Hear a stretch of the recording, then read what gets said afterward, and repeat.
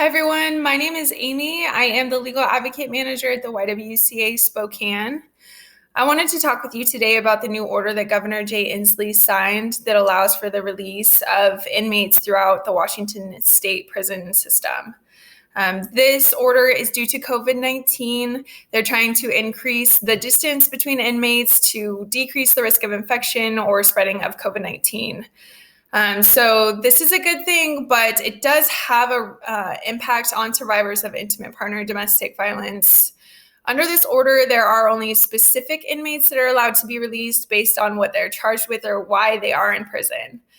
Those inmates are going to be inmates that are in on a nonviolent charge, inmates who had a previous release date who were supposed to be released before June 29th of 2020, and inmates who are also in on a low-level probation violation. So although that may not seem like it would necessarily apply directly to inmates who are in custody due to domestic violence, it actually does. What we know about the criminal justice system is that most offenders actually end up pleading down to a lesser charge than what they were initially booked on. So this means somebody that may have initially been arrested for a very violent domestic violence charge could have actually pled down to a lesser charge that could be listed as nonviolent altogether. So if that were the case, those offenders would be getting released from jail, and that would cause a concern for the victims of those cases. Many victims and survivors throughout our society are relying on their offender being in custody for their own personal safety and the personal safety of their children. So this is a big shock for them. So we want to make sure that we can inform as many people as possible about how this might affect them.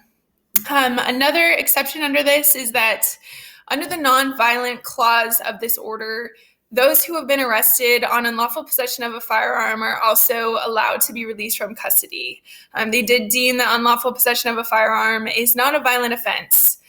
So as we know, with protection orders and also criminal no contact orders, offenders are not able or legally allowed to own or possess any firearms. So many of those offenders that are in custody right now for having possession of those firearms could be in because they lost their right to firearms due to a protection order or a no contact order that was put in place due to an act of domestic violence that they perpetrated.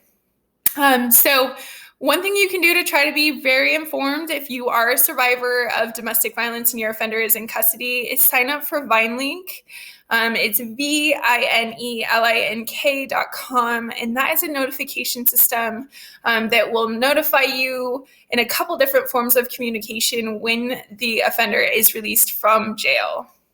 If you have any questions or concerns about whether or not your perpetrator has been released or is going to be released, it's always good for you to reach out to an advocate, a prosecutor, or an officer that you may have worked with in the past. You can also reach out to us at the YWCA or the Department of Corrections.